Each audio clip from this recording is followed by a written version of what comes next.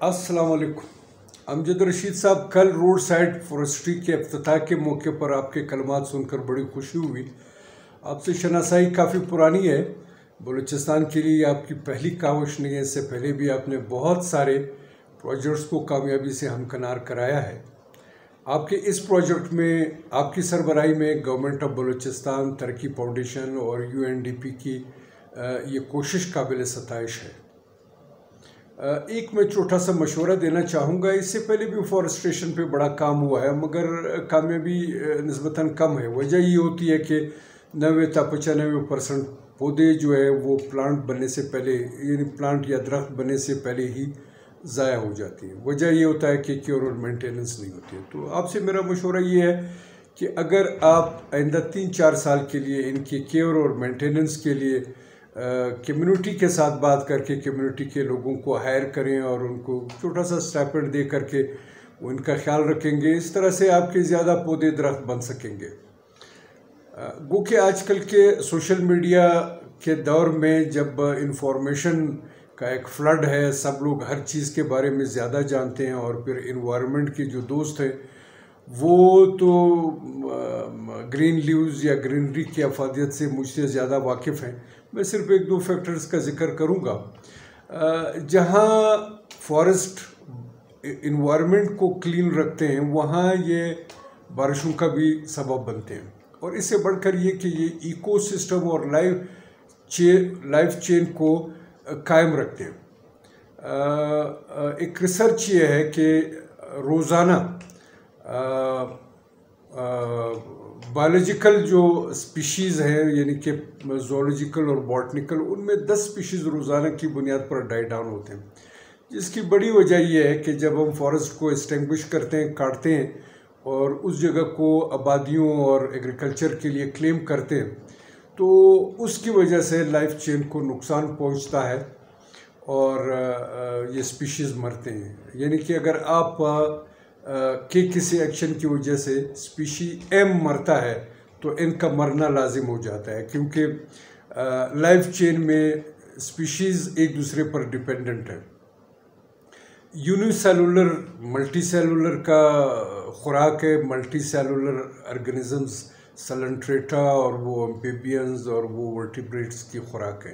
दरमियान में एक भी चेन टूट जाए, एक भी कड़ी टूट जाए तो पूरा चेन जो है वो मुतासर हो जाता है। तो ग्रीनरी जो है एक तो कसाफत को रोकती है, दूसरा ये है कि कार्बन डाइऑक्साइड को इनगल्फ करती है, ऑक्सीजन की अवेलेबिलिटी को प्रमोट करती है, जो लाइफ चेन के लिए बहुत ज़्यादा ज़रूरी है। दुनिया में लोग मुख्तलिफ़ किस्म के शौक़ पालते हैं। पेशावर का मेरा एक दोस्त था, एक दफ़ा इत्तफाक से मिलना हुआ तो उसने 3 अदद शेर घर में पाले हुए थे, जो उसके बकौल रोज़ाना मैं 40 किलो गोश्त हर एक शेर को देता हूँ। तो मैंने उससे कहा कि यार, इससे बेहतर ना होता कि आपके शहर और आपकी बस्ती में बहुत लोग साल में एक दफ़ा गोश्त नहीं खा सकते। अगर आप ये 120 किलो गोश्त इन लोगों में बांटें तो कितने खैर की बात होगी। या आप इस कम्युनिटी में कोई चंद फैमिलीज़ को अडॉप्ट करें, जाएं, उनके साथ बैठें, गपशप लगाएं, उनके साथ खाना खाएं, उनकी ग्रूमिंग करें, उनका तरबियत करें, उनको तालीम दिलवाएं। कितनी बड़ी कंट्रीब्यूशन होगी। अब ठीक है, लॉइन भी ठीक है, मगर ये है कि उसकी इफादियत इंसानों से कम है। इसी तरह हमारे कुछ लोग बिल्लियाँ, कुत्ते और इस तरह के शौक़ पालते हैं। बेहतर ये होगा कि हम लोगों में ये बात इनकलकेट करें कि वो फॉरेस्टेशन का शौक़ जो है अपने में इनकलकेट करें। वो ये कि एक आदमी अपने गांव में या अपने इलाके में 100 दरख्त, 1000 दरख्त, 500 दरख्त जितने वो लगा सकता है, लगा करके अपने नाम की का बोर्ड उसके साथ लगा दे कि जी ये मलक आलम खान फॉरेस्ट। वहाँ ख़ुद भी जाया करे, छुट्टी के दिन पिकनिक मनाएं और लोगों को भी दावत दें, लोग आएँ वहाँ पर पिकनिक मनाएं।